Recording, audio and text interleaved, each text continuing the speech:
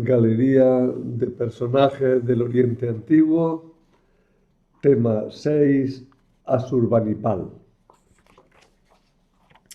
Buenos días o buenas tardes, para mí es buenos días, es por la mañana, y vamos a emprender este tema que titulo Asurbanipal. Ya hemos visto algunos temas referentes a Mesopotamia. Vimos el tema que hablaba de Hammurabi, el tema que hablaba de Sargón, y también hemos visto dos temas que hablaban de Egipto, uno que hablaba de Ajenatón y otro que hablaba de Ramsés.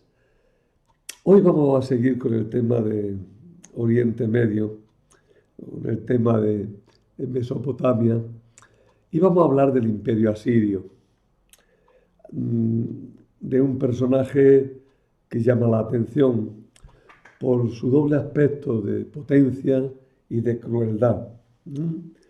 Es el símbolo de todo el Oriente mesopotámico, es el símbolo sobre todo de Asiria, ¿no? Asiria, un país que adora la fuerza, un país que adora la violencia. Pero no entenderemos bien a Asiria si nos quedamos solo con esa adoración de la violencia. Tenemos que entrar también en ese aspecto comercial que fue el que le dio mucha importancia. Empecemos hablando un poquito de Asurbanipal. Asurbanipal reinó en el siglo VII a.C., es decir, desde el año 668 hasta el 631. Y fue conocido en el mundo greco-romano por una deformación de su nombre, como Sarnápalo, o mejor Sardanápalo. Es a veces llamado Asurbanipal III, y quizás me parece que los mismos índices de este curso lo llamé así. Pero eso se debe a un error. Hay dos reyes anteriores a él que se llaman un nombre parecido, Asurnasirpal. Y entonces fue fácil ponerle a Asurnasirpal I, Asurnasirpal II y Asurbanipal III, pero no es un nombre distinto, como veis. Por tanto, este no tiene número, porque no hubo nada más que un Asurbanipal. También se le llama grande, honorable. El Antiguo Testamento lo llama así, el grande y honorable Asnapar, dice el libro de Esdras. Pero este Asnapar, ya la traducción de la Biblia de la Conferencia Episcopal Española, pues lo reduce al nombre común conocido, y dice el grande y honorable Asurbanipal. En la ilustración que encabeza el tema, que os la acabo de poner antes, en esta ilustración, Asurbanipal aparece como un hombre terrible, como un hombre guerrero, pero también por su mismo aspecto es un guerrero culto, refinado, elegante, poderoso. Cuando no guerrea, caza. Y su caza preferida era la de los leones. Se siente más fuerte que las fieras más terribles. Para demostrar su propia ferocidad y superioridad, se hizo retratar en un famoso bajorrelieve, dando muerte a fieras bestias, cuyos estertores describe minuciosa y cruelmente. Es sin duda famosísima esta imagen, la imagen de la leona herida. Me acuerdo ya que los primeros cursos del bachillerato, cuando nos enseñaban esta imagen, y nos la describían como una obra maestra de la antigüedad, una obra maestra del arte, no solo de la antigüedad, sino de todos los tiempos. ¿eh? Con todas las características del arte asirio, ¿eh? su, su fiereza, la fuerza que todavía mantiene en las patas delanteras, el grito entre terrible y agónico, la crueldad de las flechas que se le clavan, la parte final, la parte trasera ya muerta que se arrastra. Esta descripción tan minuciosa y tan cruel es muy típica del arte asirio y aparece un poco por todas partes. Aquí he puesto nada más que esas dos imágenes porque la verdad es que el día que que compuse el tema, estuve buscando imágenes de este mural. Quería haber puesto una imagen del mural de conjunto, pero en realidad es que ocupa dos grandes paneles laterales y de conjunto es muy difícil y no encuentra uno el mural de conjunto en ninguna parte. Lo que sí encuentra uno es descripciones, o sea, fotografías de algunos detalles o de numerosísimos detalles de los leones heridos, de los leones que están agónicos, de los leones incluso, bueno, omito detalles porque a mí mismo me dio mucha rabia. Me sentí cruel y sentí la crueldad de estas imágenes y al final me repugna tanta crueldad. No obstante, si queréis verlas, estas imágenes son muy famosas, basta con que en la búsqueda de imágenes de Google o de cualquier otro buscador pongáis el mural de los leones de Asurbanipal y ya sin duda que te saldrán, ¿no? Todo el arte asirio no es más que una demostración de fuerza y violencia. Las representaciones de Asurbanipal añaden además la serena impasividad, la cuidada belleza de quien se ve y quiere mostrarse como gran señor que domina sin que nadie pueda oponerse a su majestad. Ni los leones, ni las fortalezas, ni otros reyes e imperios. Él es el cazador y se afirma en su poder gozando con el dolor de los poderosos, con la sumisión de sus súbditos. Asurbanipal es uno de los reyes asirios más brutales. Fue uno de los pocos reyes que describió masacres de personas civiles con todo detalle. También lo hizo Asurnasirpal II 2 siglos antes. Asurbanipal, nuestro personaje de hoy, utilizó los métodos más variados para llevar a cabo sus hazañas sangrientas, como se ve en los murales y bajorrelieves que conocemos de la época de su reinado. Por las descripciones que conocemos se puede considerar que incluso en algunos casos, como en el de la destrucción del reino de Elam al este de Mesopotamia, fue un auténtico genocidio del que, lejos de arrepentirse, se jacta. Actualmente, con estas técnicas que hay, que son bastante buenas, de reconstrucción de los rostros de forma más fotográfica, se han conseguido imágenes bastante buenas de cómo debía ser nuestro personaje, ¿verdad? Tenemos aquí abajo, ¿verdad? Una moderna reconstrucción de cómo sería.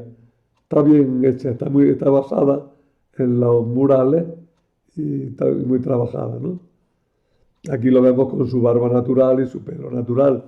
En cambio, aquí lo vemos con una barba probablemente postiza, muy cuidada, muy rizada.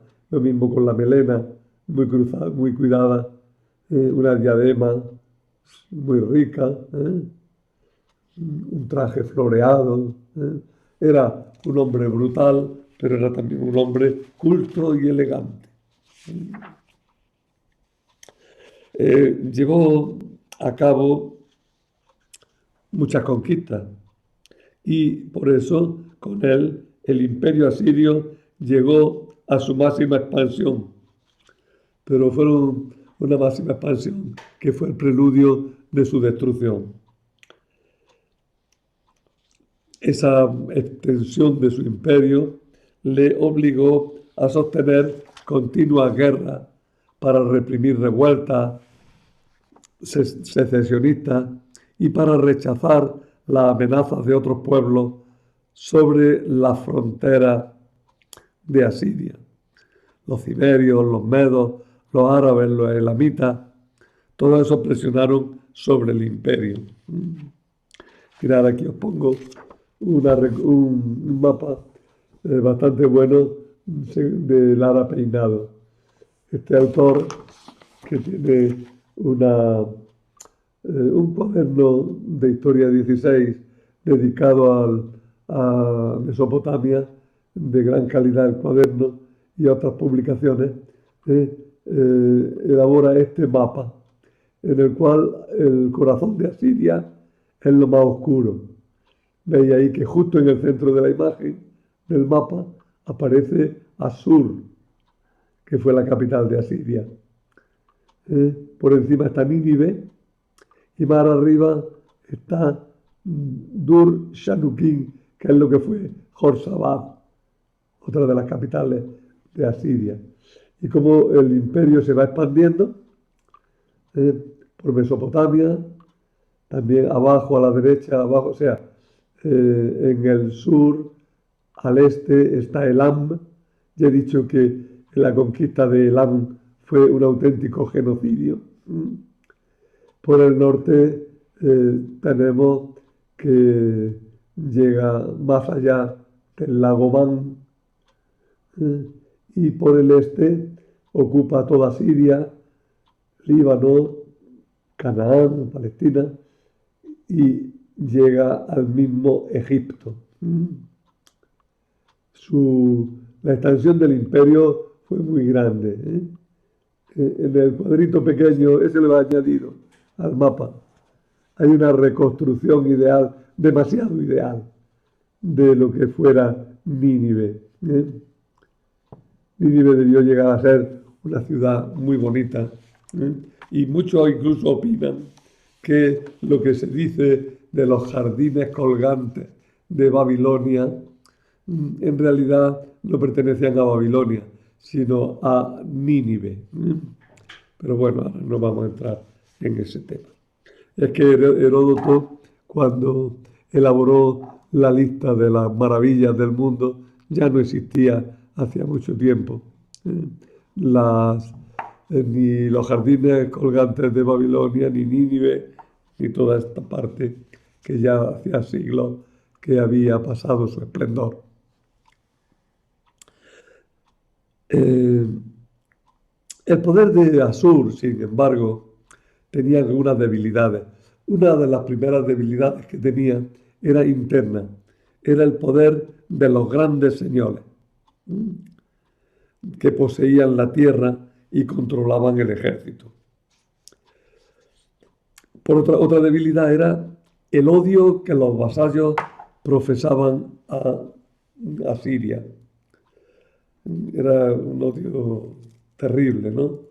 Porque si Asiria se había jactado de ser cruel, los pueblos habían asumido aquella crueldad y la devolvían como odio, ¿no? Asurbanipal tuvo que luchar simultáneamente en muchos frentes. Asiria finalmente se debilitó y ya a finales de su reinado se podía percibir la decadencia del imperio.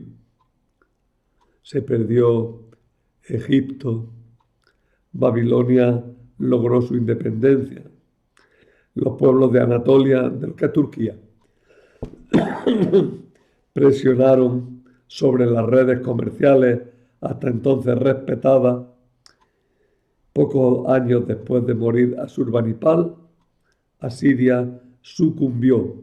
Además sucumbió totalmente a un ataque conjunto de los medos, los babilonios y los lidios. Un aspecto importante o interesante que hay que hablar hablando de Asurbanipal es de su biblioteca.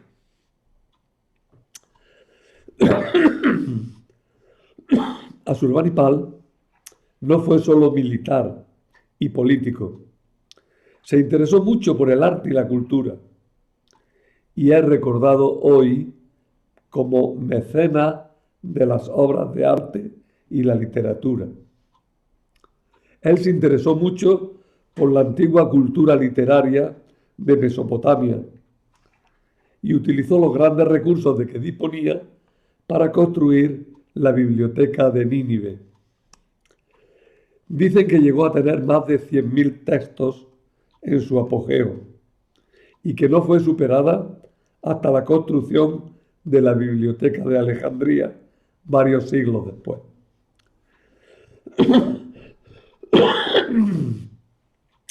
Claro, un problema que tenía la biblioteca de Asurbanipal es que era una biblioteca hecha con libros de arcilla, ¿eh? Era una gran limitación. En esta época, en esta cultura, la escritura se hacía sobre arcilla. Y claro, eso hace que se ocupe muchísimo sitio y que sea también un material más complicado, más difícil para trabajar. Algunas tablillas de arcilla conservan las versiones más completas de obras que han llegado hasta nosotros como obras maestras. Por ejemplo, el poema de Gilgamesh, que ha llegado hasta nosotros en sumerio y acadio. Como ya hablábamos el día de la primera clase, que hablábamos precisamente de Gilgamesh.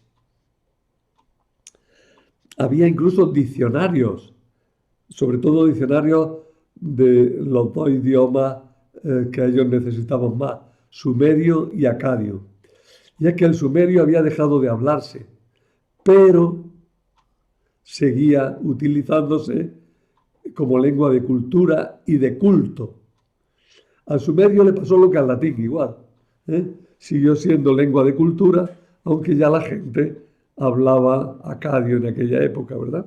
El latín se dividió en las lenguas romances y en las lenguas, en distintas lenguas, pero permaneció también muchos siglos, hasta nuestros siglos, ¿no? Como lengua de cultura. Fijaros, aquí tenéis la foto de una tablilla. No se puede leer nada, para que os hagáis una idea. Una tablilla de un diccionario sumerio acadio. Listas de palabras en columna.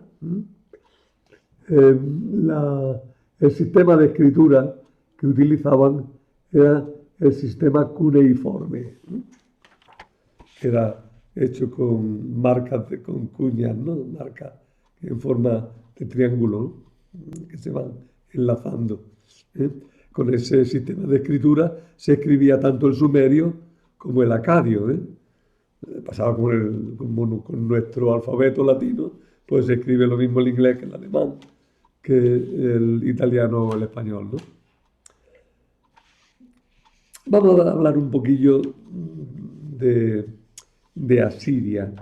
Bueno, el tema que he elaborado es más amplio que otros días, pero bueno, voy resumiendo mientras que hablo y vosotros si queréis pues tenéis ahí un material que podéis utilizar. Vamos, lo he elaborado con cuidado y he contrastado bastante los datos. Os puede ser útil porque me parece un resumen útil de lo que fue el imperio asirio. La civilización de los asirios tiene su cuna en una ciudad de la Alta Mesopotamia llamada Asur como su dios protector. Bueno, ahí está en el centro de la imagen.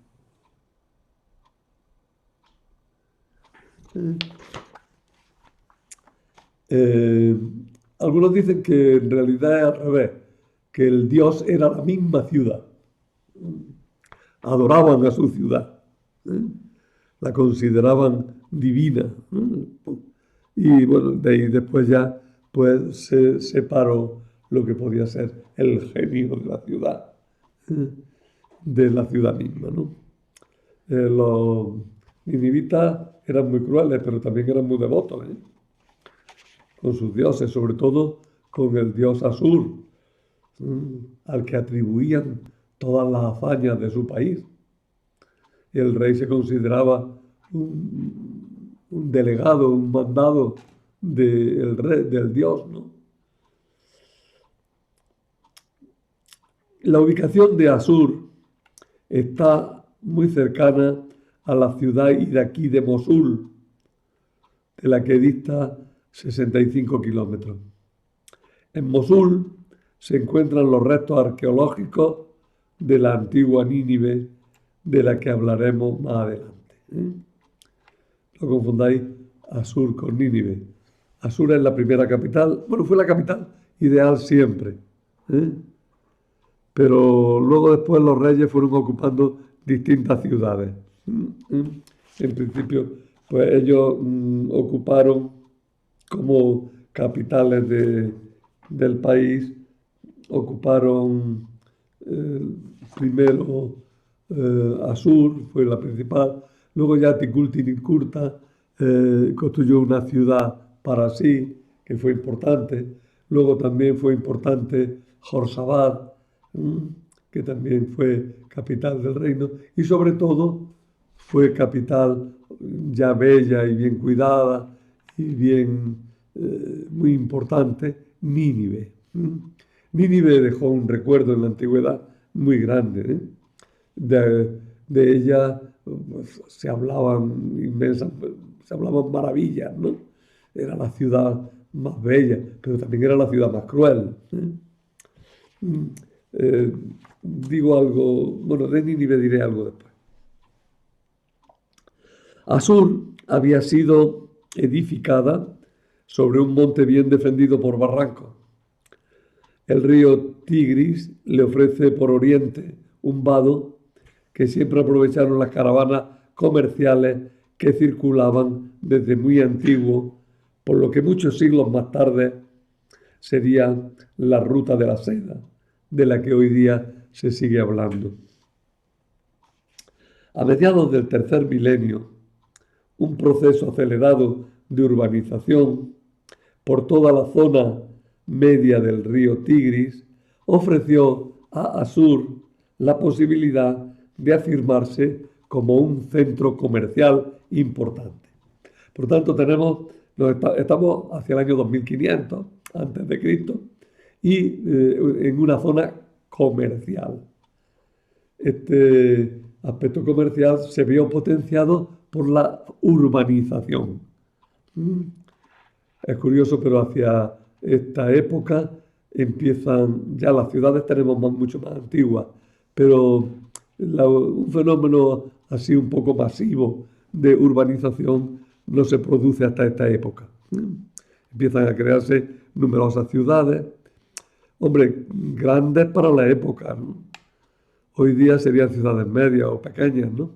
Pero entonces fue una ciudad de 10.000, 15.000 habitantes, una gran ciudad, ¿eh?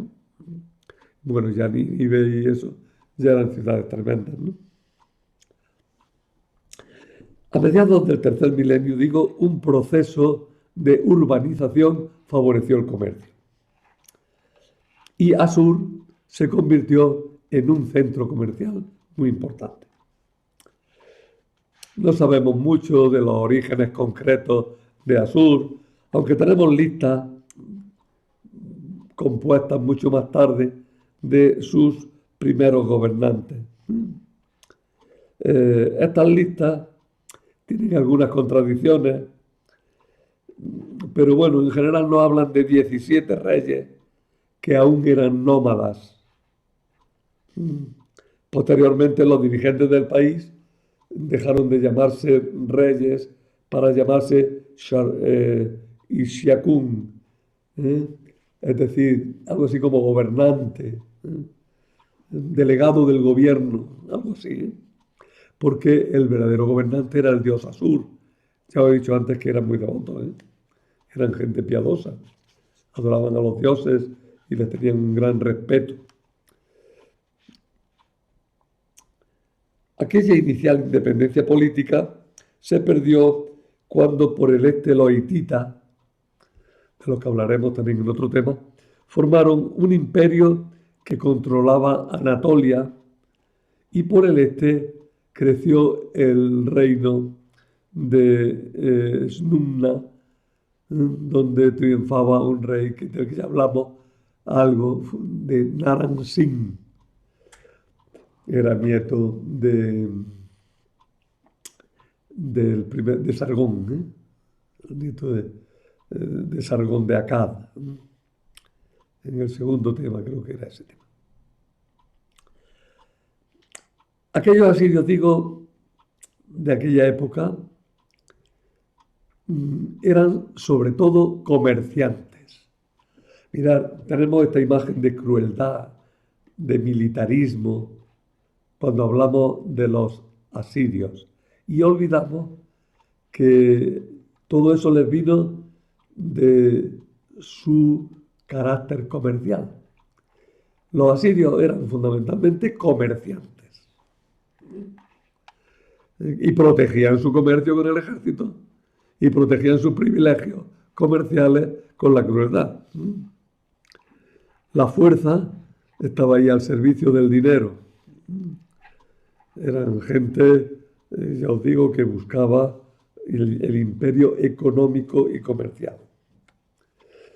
Y eso les vino favorecido por la situación estratégica de la zona que ocuparon, porque pusieron en contacto la península Anatolia, que quedaba al noroeste, con el Cáucaso por el norte y con las mesetas de Irán y las lejanas regiones que se hundían en el lejanísimo oriente por Afganistán. Por Asur circulaban los metales que estaban dando forma, estaban naciendo, estábamos entrando en la época de los metales. Después de haber pasado la edad de la piedra, se pasó a la edad de los metales. Pero como sabéis, la edad de los metales empezó por el cobre, luego por el bronce y solo muy tardíamente por el hierro. Bueno, pues por las rutas comerciales empezaron a circular estos preciosos metales, el cobre, el estaño, el bronce, y junto a ellos, junto a los metales, otros productos comerciales de gran interés, como las pieles, la lana, las telas, los perfumes y la cerámica más refinada. Hay un salto cultural enorme en esta época en el mundo entero. Se deja atrás la época, si queréis, entre comillas, porque habría que analizarlo mucho más, salvaje de la antigua edad de la piedra, que ya había evolucionado muchísimo en el neolítico, que es cuando nace la base de las culturas que conocemos, y en ella pues aparecen todo este tráfico de bienes, todo este tráfico de productos de riqueza y de lujo, que hizo que se refinaran enormemente las costumbres de los poderosos en toda esta zona, ¿verdad? Bien. Aunque pensemos casi siempre, ya lo he dicho, pero insisto, aunque pensemos casi siempre en los asirios como guerreros, no olvidemos que, como pasó siempre con todos los grandes imperios, los ejércitos estuvieron al servicio y en función de la actividad comercial. Había que proteger, dominar y controlar las rutas comerciales y el abastecimiento de las caravanas que transportaban las mercaderías y las riquezas. Los asirios establecieron colonias permanentes en Anatolia y crearon así los nudos fundamentales de una extensa red comercial que en un primer momento se vio amparada por los poderes locales con los que convivieron pacíficamente. Estas colonias estuvieron estructuradas de modo que siempre, hasta el final del imperio, tuvieron como centro de mando la ciudad de Asur. Ya he dicho hace un momentillo también que Asur idealmente siempre fue la capital del imperio, por mucho que el rey engrandeciera otras ciudades, ¿no? Y se fuera de Asur a vivir en otras ciudades. La razón de este irse de la ciudad era para que los poderes económicos de Asur no los controlaran tanto. Pensar en la historia de España. Felipe II, ¿por qué se va a Madrid? Pues porque quiere desligarse del poder de la nobleza que reside en Toledo. Quiere separarse. Madrid, ¿qué ventajas tenía? Pues tenía 3 ventajas que eran sus desventajas. Es decir, no tenía universidad, no tenía obispado y no tenía ningún señor que la dominara. Era villa, ¿no? Tenía esa independencia de las villas. Entonces el rey iba a estar mucho más independiente de los poderes del Estado viviendo en Madrid que viviendo en Toledo, ¿no? Bueno, pues los asirios les pasó algo parecido. Prefirieron separarse los reyes, se iban de Asur, que era la ciudad poderosa, la ciudad comercial, la ciudad donde había dinero y donde había señores poderosos.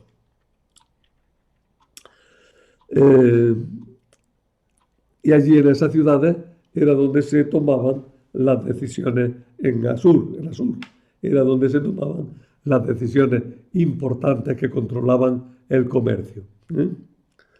A pensar que la ciudad importante no es siempre la capital de un país, más aún en muchos sitios no coinciden, ¿no? Pensar en Estados Unidos, donde Nueva York no es ni siquiera la capital del estado de Nueva York.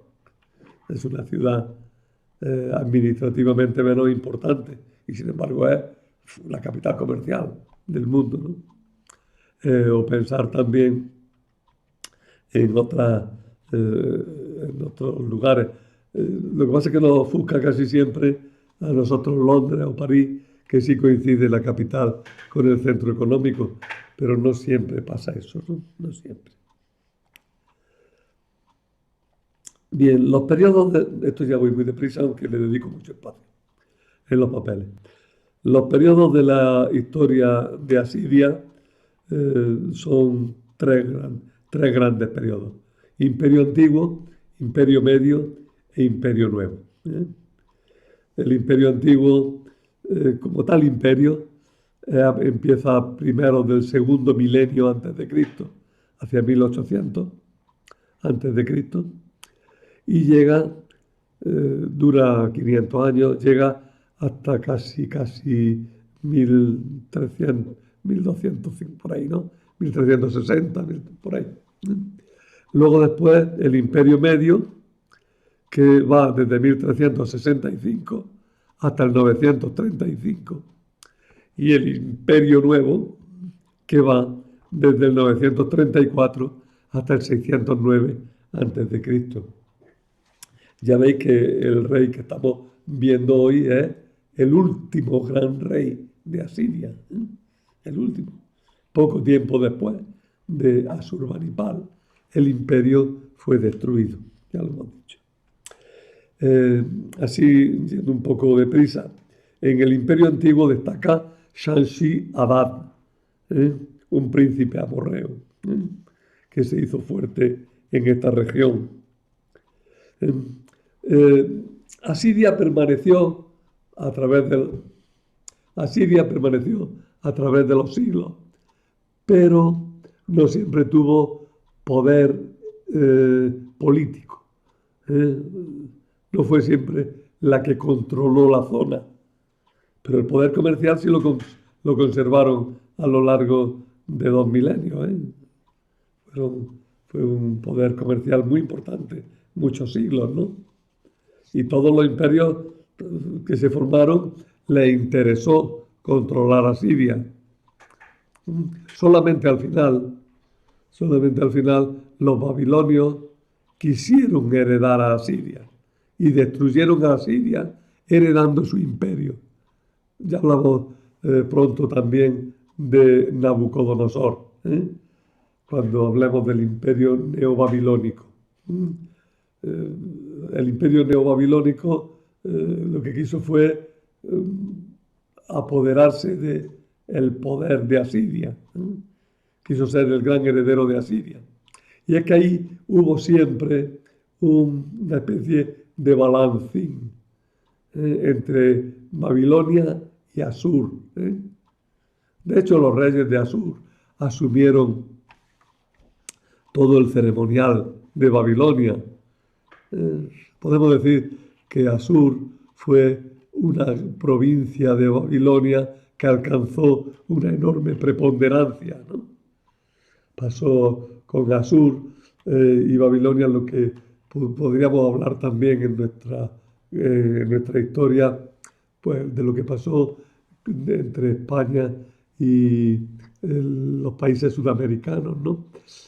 Que frente a lo que muchos cuentan de la historia, el centro de poder o el centro económico, o el gran centro del Imperio Español se desplazó muchas veces hacia México, ¿no?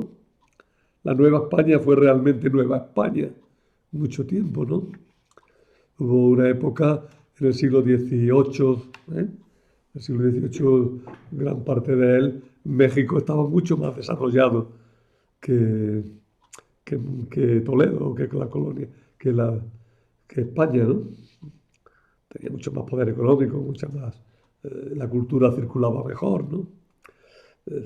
No caigamos en el mito de que España arrasó todo aquello, sin entrar en polémica, pero ciertamente, por ejemplo, México mantuvo una enorme preponderancia. Al igual le pasó también a Lima, ¿no? Y menos en el sur, porque eran menos poderosos, pero también luego después Buenos Aires adquirió una enorme capacidad. Bueno, no sé, creo que hasta no hace mucho, una de las grandes ciudades donde se publicaba en español eran México y Buenos Aires, ¿no? Y aquí en España Barcelona, ¿no? Cuando Barcelona ha dejado de ser el gran centro de producción en español, me figuro que la gran potencia la tendrá ahora mismo México, la Ciudad de México, como gran potencia cultural de la lengua española. No perdamos la perspectiva de estas cosas, porque una cosa es lo que nos piensan políticamente y otra la realidad cultural, ¿no? ¿Qué será? Bueno, pues en Babilonia, el imperio antiguo perdió pronto su importancia, nunca fue muy fuerte, ¿no? Luego el imperio medio sí fue ya mucho más importante, ¿no? Tras la caída del imperio paleobabilónico, en Asur se mantuvo la vieja dinastía gobernante a pesar de la turbulenta sucesión de imperios que la dominaron durante 4 siglos y nunca desapareció la actividad comercial. Mirad, ya lo he dicho, lo del comercio ya lo hemos dicho, pero hay otro elemento que ahora añado. En Asiria, otra cosa permanente fue la dinastía gobernante. Y esa dinastía gobernante dio una estabilidad y una continuidad al poder de Asiria a lo largo de 2 milenios. Es muy parecido a lo que pasa en Japón, ¿no? Donde la dinastía gobernante ha pasado por todo lo que haya que pasar, pero le ha dado una gran estabilidad al país.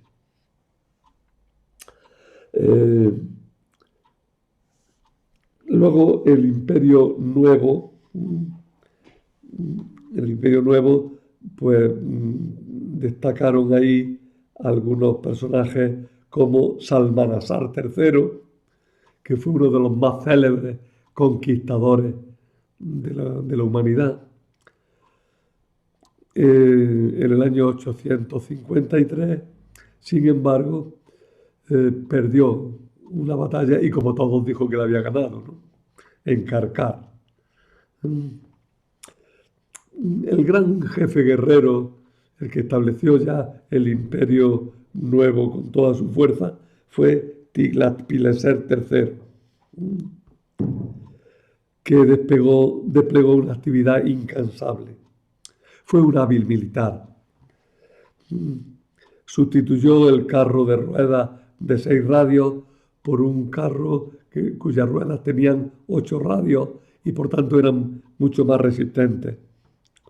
Utilizó caballos de refresco en los ejércitos.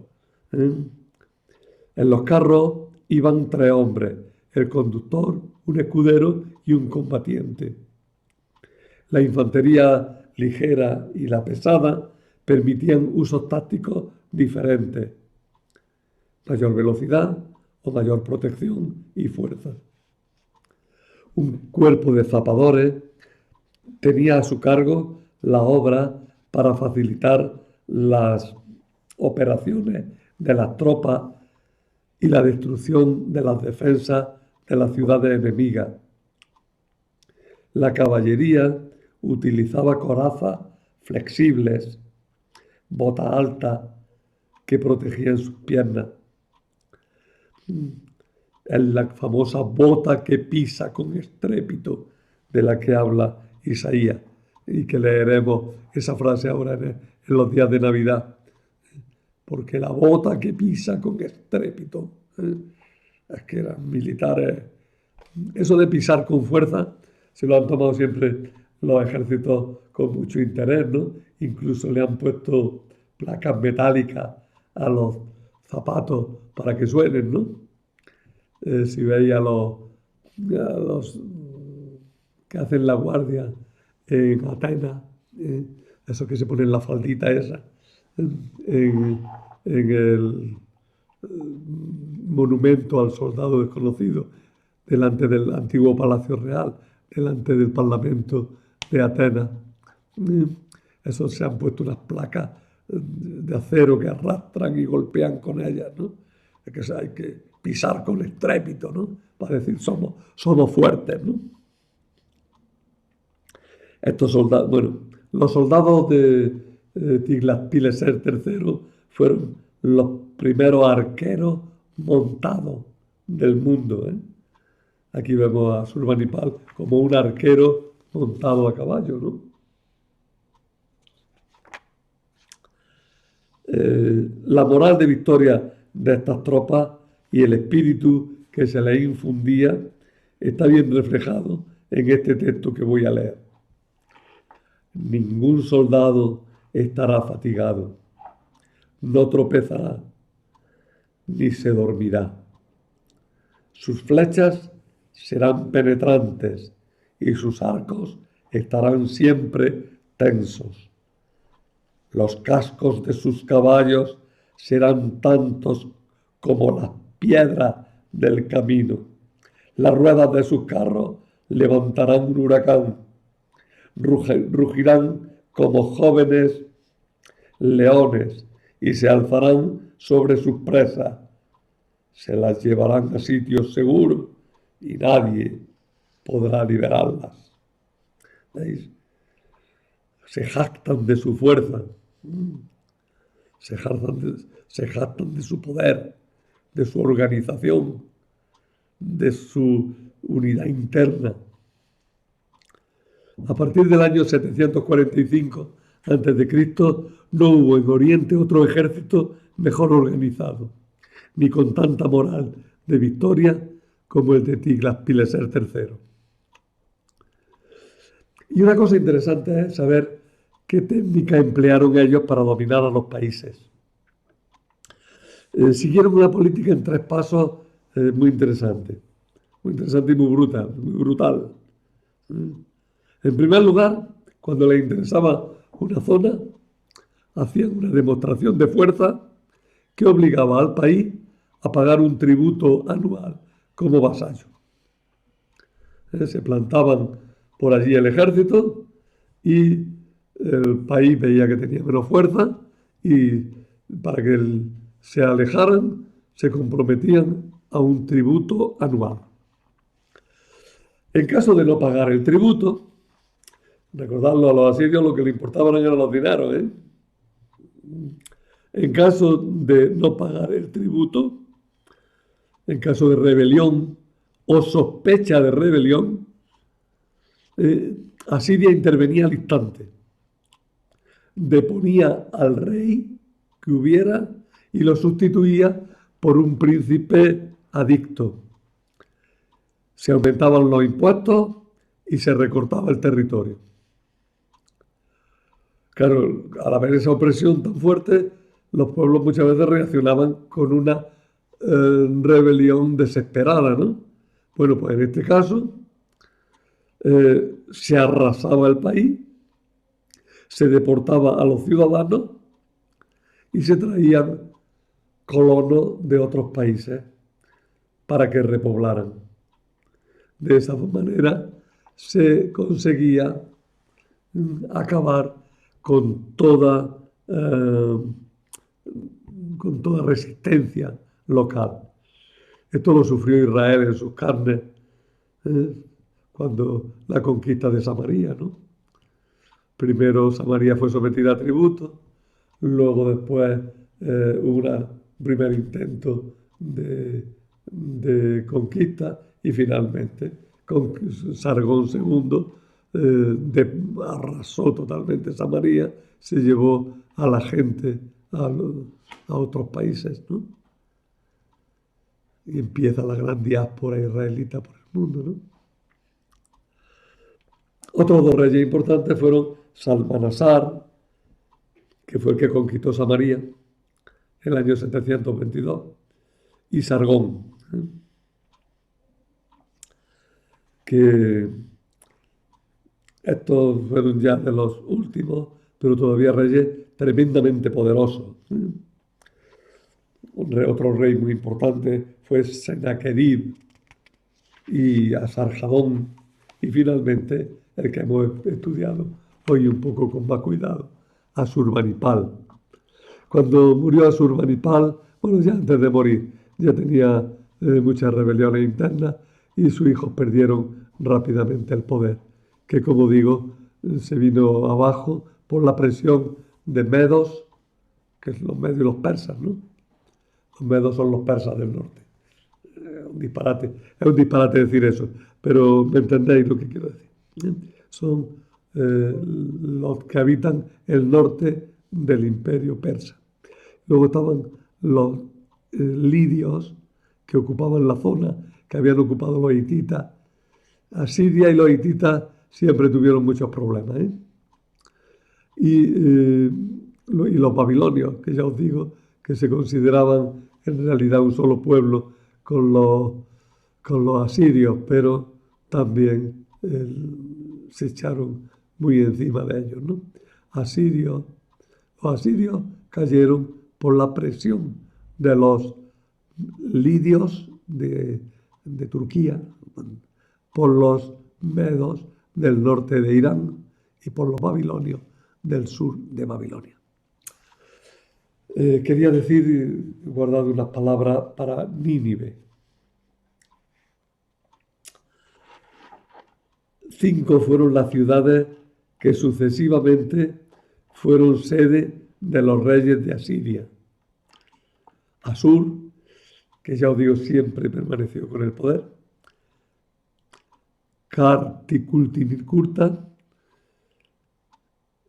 Kalhu, que es la que ocupa el sitio que actualmente se llama Nimrud, donde se han encontrado muchos restos arqueológicos. Jorsabad, que actualmente se llama Durshurrum, y Nínive. Nínive es mencionada por primera vez alrededor del 1800 a.C., en un texto que habla del culto a la diosa Ishtar que se daba en ella. En la Biblia es una de las ciudades que fundó el famoso rey Nimrod, el que fue bravo cazador. Bravo cazador como Nimrod. Cuando el rey Sennacherib se estableció en Nínive a finales del siglo VIII, más o menos por la época en la que se conquistó Samaria, la ciudad era bien conocida ya como ciudad importante del imperio. Sennacherib la enriqueció con bellísimos jardines. Ya he dicho que muchos piensan que los jardines colgantes de Babilonia en realidad fueron los jardines colgantes de Nínive. Tenía hermosos palacios, bellos templos, consagrados a las innumerables divinidades que ellos adoraban. Es verdad que el dios Asur era para ellos el más importante, pero el panteón de Mesopotamia y por tanto el panteón de Asur era muy bien poblado. El área de la ciudad fue grande, tenía unos 7 kilómetros cuadrados. Su doble muralla tenía 15 grandes puertas dedicadas a las 15 grandes divinidades. El libro bíblico de Jonás dice: Nínive era una ciudad inmensa. Hacían falta 3 días para atravesarla o para recorrerla. Bueno, el palacio real que Sennacherib quiso que fuera sin rival ocupaba un área de 200 por 210 metros. Sus salones y galerías se adornaron con murales y bajorrelieves. En él empezó a guardar los textos escritos en tablillas que luego Asurbanipal llevó a su gran biblioteca allí mismo en Nínive. Las entradas de la ciudad estaban guardadas por querubines, toros alados con cabeza humana. Eso es un querubín. Así que no pensáis en una señorita rubia cuando hablamos de los querubines, ¿eh?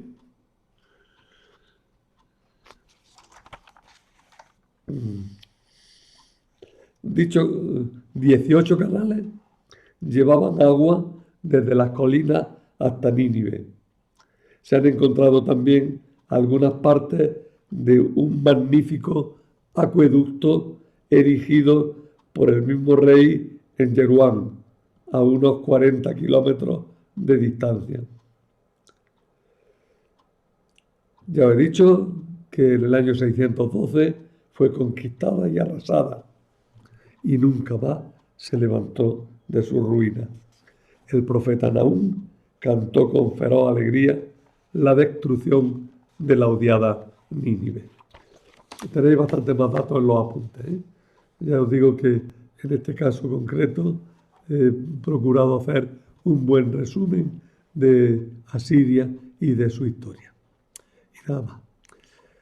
Que tengáis buena tarde o buen día.